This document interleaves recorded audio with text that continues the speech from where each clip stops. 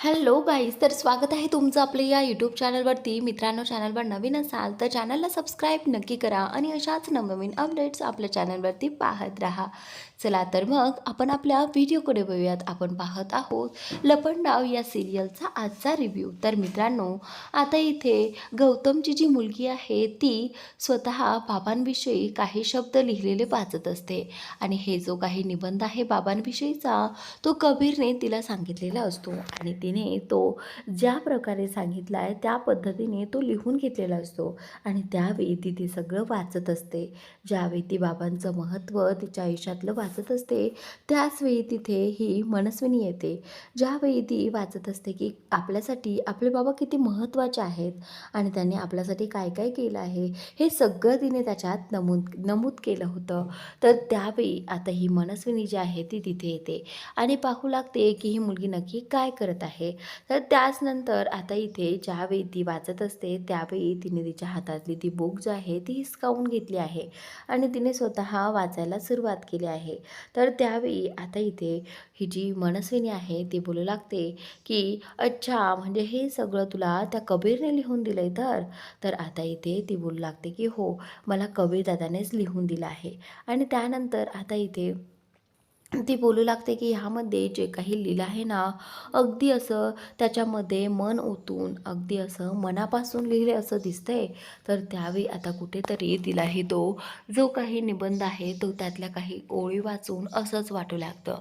तर त्याचनंतर आता इथे या मनस्विनीने तिची बॅग चेक केली आहे. तिच्या बॅगेमध्ये काही आहे का ते पाहते आहे आणि थोड्याच वेळात ती सगळी रूम हळूहळू चेक करायला घेते.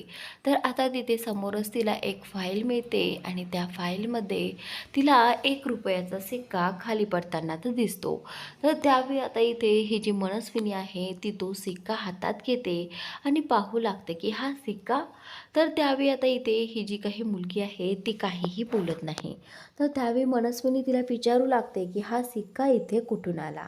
खरं तर तुझे वडील गौतम जे आहे ते तुला कधीच असा सिक्का देणार नाहीत. पॉकेट मनी म्हणून नेहमी पैसेच देतील. पण मग हा सिक्का तुला कोणी दिला आहे? तर त्यावेळी हा असा विचार करते की हा सिक्का का दिला असेल हिला. तर त्यानंतर आता इथे ही जी मुलगी आहे ती काहीच बोलत नाही. खरं तर ही गप्पच असते. पण आता हिच्याकडनं तिला ते उत्तर काढायचं असतं. तर त्यावेळी आता ही जी मुलगी आहे ती काहीच बोलत नाही. तिला ती प्रचंड घाबरत असते मनस्विनीला. तर आता ही ओरडून सारडून बोलत असते त्यामुळे ती आता गप्पच बसलेली असते. त्यावेळी मनस्विनी जी आहे ती बोलू लागते की नक्कीच या ₹1 मागे काहीतरी दडलेलं असणार आहे.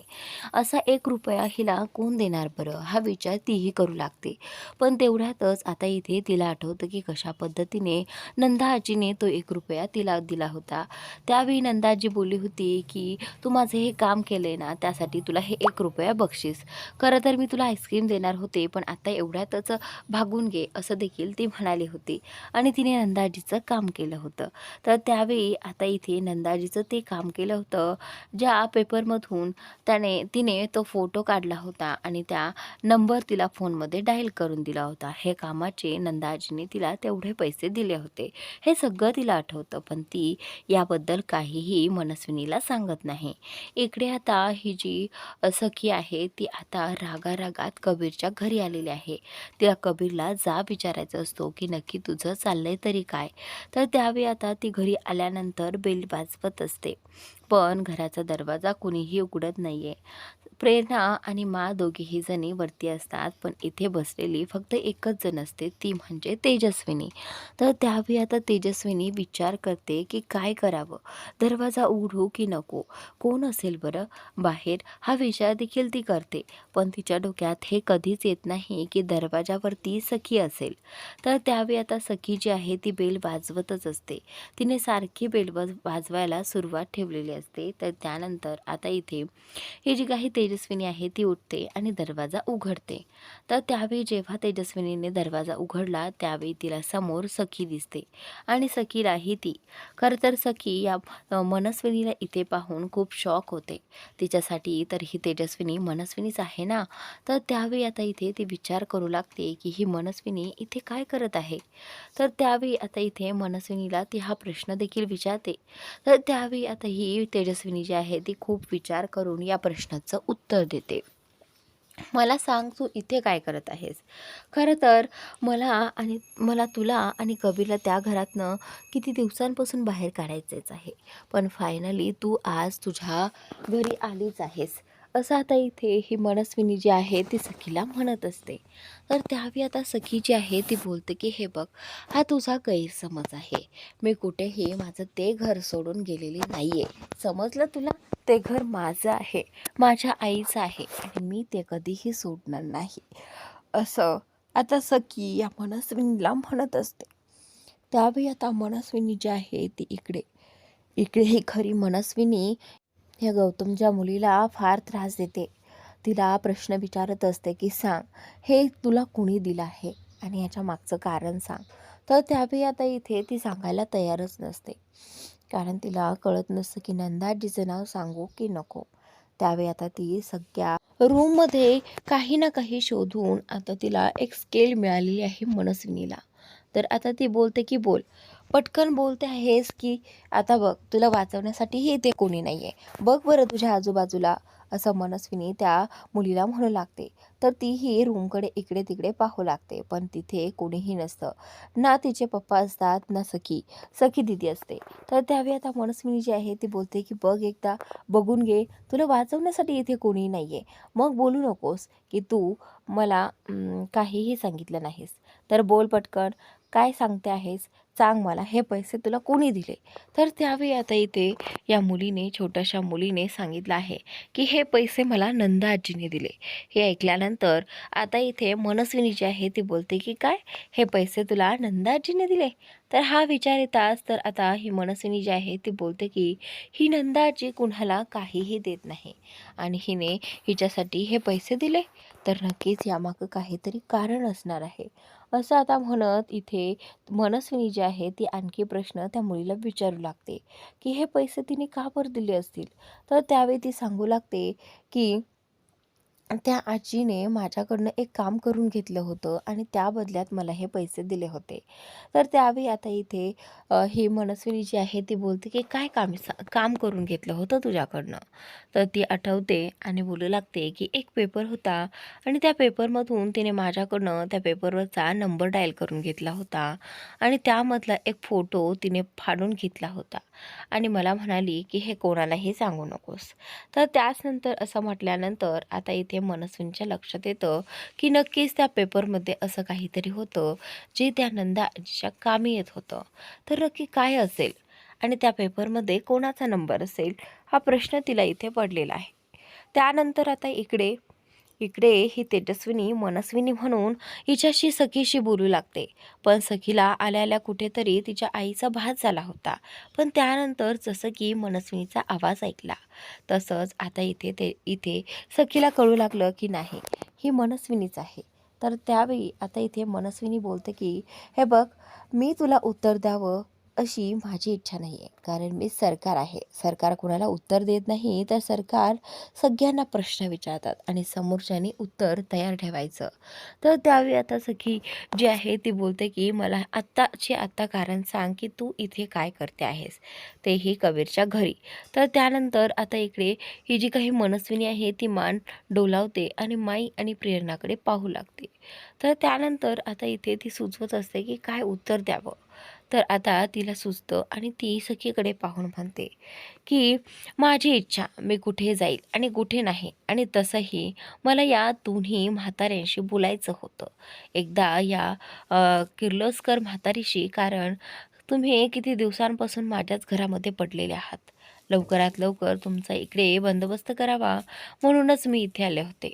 तर त्यावेळी आता इथे ही जी काही मनस्विनी आहे ती खूप काही बोलू लागते, पण तेजस्विनीला ते अजिबात आवडत नसतं. तेजस्विनी जी आहे ती अगदी कठोर होऊन हे सगळं बोलत असते. सखीसमोर तर खरं तर तिला जास्त काही बोलताही येत नव्हतं. तरीही ती तिचा प्रयत्न सोडत नाही आणि त्यावेळी सखीचे प्रश्न जे आहेत ते आणखीनच वाढू लागतात. तर तेवढ्यात माच्या लक्षात येतं आणि मा जी आहे ती लगेचच प्रेरणाला म्हणते की जा प्रेरणा, या मनस्विनीला बाहेर काढ. तर त्यावेळी आता इथे प्रेरणा जी आहे त्या मनस्विनीपर्यंत जाते आणि मनस्विनीपर्यंत गेल्यानंतर ती मनस्विनीला बोलते की चल, इथनं बाहेर चल. बस झालं तुझं आता बोलणं, खूप झालं, असं आता इथे ती म्हणू लागते आणि तिचा हात धरून तिला बाहेर काढू लागते. पण आता मनस्विनी जी आहे ती बोलू लागते की तुम्ही असं मला हात धरून बाहेर काढू शकत नाही, तुम्ही मला सोडा, असं म्हणत ती थांबवत असते. पण त्यानंतर आता इकडे सखी जी आहे ती हाच विचार करत असते की ही मनस्विनी इथे कशासाठी आली असेल. तर त्याचनंतर आता मा जी आहे ती पुढे येते. पुढे आल्यानंतर आता ही सखी जी आहे ती मला विचारू लागते की मला सांगा, तुमचा नातू कुठे आहे, कबीर कुठे आहे. तर त्यावेळी आता मा जी आहे ती बोलू लागते की नाही, कबीर इथे नाहीच आहे, तो घरी आलाच नाही. हां, आता हे उत्तर ऐकून आता इथे सखी जी आहे ती बोलते की काय बोलताय तुम्ही, हे पहा मला माहीत आहे की कबीर इथेच आहे. तर त्यावेळी आता मा बोलते की नाही, तो इथे नाही आहे. त्यानंतर इकडे मनस्विनी जी आहे ती त्या मुलीच्या रूममधून खाली आलेली आहे आणि खाली आल्यानंतर इथे ती पाहत आहे की काहीतरी बदल घडला आहे. हॉलमध्ये येताच तिला समोर दिसत आहे की तिथल्या टेबलवरती तो पेपर नसतो, जो पेपर तिने सकाळीच पाहिला होता आणि त्या पेपरमधलाच फोटो गायब होता. तर त्यावेळी ती आल्यालाच पाहू लागते आणि इथे मीनाक्षीला प्रश्न विचारू लागते की काय, तू इथे काही बदल केलाय का. तर त्यावेळी आता मीनाक्षी जी आहे ती बोलते की हो, मी तिथली साफसफाई केली आहे. आणि त्यानंतर आता इथे मनस्विनी जी आहे ती बोलू लागते की मला सांग, तुला इथली साफसफाई करण्यासाठी कोणी सांगितलं. तर त्यावेळी आता इथे ही मीनाक्षीनी जी आहे ती म्हणत असते की मी रोजच इथली साफसफाई करते आणि मग आज केली म्हणून काय झालं. तर आता मनस्विनी जी आहे ती म्हणू लागते की मला सांग, या टेबलवरचं तू काही उचललंयस का. तर त्यावेळी आता मीनाक्षी जी आहे ती बोलते की हो, मी या टेबलवरचं उचललं आहे ना, इथला पसारा जो होता तो उचलला आहे, इथला पेपर जो आहे तोही उचलला आहे आणि बाहेर मोठ्या कचऱ्याच्या गाडीमध्ये टाकला आहे. तर त्यावेळी आता इथे ही जी काही मनस्विनी आहे ती बोलते की मला सांग, तुला हा जास्तीचा शहाणपणा कुणी करायला सांगितला. तर आता मनस्विनी तिच्यावरती ओरडत असते, कारण तो पेपर तिच्यासाठी महत्त्वाचा होता. त्या पेपरमधलं काय गेलं असेल, त्या पेपरमधलं तो कोणता नंबर असेल हे तिला पाहायचं असतं. पण कुठेही आता तो पेपर तिला सापडणार नाही. आता या कारणाने तिने मीनाक्षीवरती हात उचललेला आहे आणि मीनाक्षीवर जेव्हा ती हात उचलते ना, तेव्हा मीनाक्षीने तिचा हात पकडलेला आहे आणि तिला थांबवलेला आहे. मनस्विनी तिच्याकडे रागाने पाहत आहे. तर त्यावेळी आता इथे मीनाक्षी जी आहे ती कशा प्रकारे तिचा सामना करत आहे हे पाहून आता मीनाक्षीचा खूप राग येतो. आणि त्याचनंतर आता इकडे सखी जी आहे ती इकडे आलेली असताना ती कबीरबद्दल इथे या माला प्रश्न विचारत असते आणि कबीरची आई देखील तिथेच असते. ज्यावेळी ती मला प्रश्न विचारत असते की कबीर कुठे आहे आणि तो आता सध्या काय करत आहे, त्याची नक्कीच काहीतरी प्लॅनिंग चालली आहे आणि तो कशाबद्दल प्लॅनिंग करतो आहे हे आता ती इथे माला आणि त्याच्या आईला विचारत असते. पण त्यावेळी आता इथे मा म्हणत असते की तो घरात नाहीये. इकडे आता कबीर जो आहे तो तिच्यापासून कसं सगळं काही लपवत आहे हे सगळं आता इथे सखी इथे माला आणि त्याच्या आईला सांगू लागते. प्रेरणाला सगळं काही सांगू लागते आणि त्याचनंतर आता सखी म्हणत असते की खरंच कबीरवरती जे काही संस्कार झाले आहेत ना, ते कुठेतरी कमी पडले आहेत आणि म्हणूनच कबीर असा वागतोय, असं आता इथे सखीने मासमोर आणि त्याच्या आईसमोर म्हटलं आहे. सखी जी आहे ती माझ्यासमोर म्हणते आहे की तो फक्त पैशासाठीच आला आहे ना माझ्या आयुष्यात. तर आता असं म्हणत ती रडत असते. तिला खूप वाईट वाटत असतं की खरंच पैशासाठी कुणी एवढं सगळं काही कसं करू शकतं, असं तिचं झालेलं असतं. पण नाही, मला माहिती असतं की तो का आला आहे तिच्या आयुष्यात आणि का त्याने एंट्री घेतली आहे तिच्या आयुष्यामध्ये जाण्याची. मला वाटतं की या सगळ्यामध्ये त्याच्या आईने तर त्याच्यावरती संस्कार केले असतील, पण कुठेतरी त्याचे वडीलच संस्कार करण्यासाठी असं पुढे म्हणणार आणि आता इथे माने तिला थांबवलेलं आहे. मा मध्येच ओरडते आहे की बस आता खूप झालं, खूप बोलली आहेस तू, कारण त्याचे वडील जे आहे ते संस्कार करण्यासाठी कमी नव्हतेच, असं आता इथे मला म्हणायचं असतं. तर त्यानंतर आता इकडे मा जी आहे ती बोलू लागते की तुला सगळं काही सत्य ऐकायचं आहे ना कबीरच्या आयुष्यातलं, तर ठीक ठीक आहे, मी सांगते तुला सगळं काही सत्य, असं म्हणत आता इथे माने इथे सखीला सगळं काही सत्य सांगायला सुरुवात केली आहे की कशा पद्धतीने देवदत्तला, माझ्या मुलाला या मनस्वीने फसवून इथे त्याच्या पोटामध्ये कसा सुराख उपसला हे देखील माने इथे सखीला सांगितलेलं आहे. तर त्याचनंतर आता इकडे ज्यावेळी सखीला या सगळ्याबद्दल सत्याबद्दल सांगत असते त्यावेळी सखीला एवढं मोठं सत्य ऐकून खूप मोठा धक्का बसला आहे की मनस्विनीने फक्त बिझनेसपायी पैशांपायी इथे कबीरच्या वडिलांचा खून केला होता हे ऐकूनच तिला खूप मोठा धक्का बसलेला आहे. तर ह्या सगळ्यातनं सखी जी आहे ती कशी बाहेर पडेल. तर आता इकडे आता हा जो कबीर आहे तो आपल्या माशी फोनवरती बोलत असतो. पुढील भागात तुम्हाला असं काही पाहायला मिळणार आहे.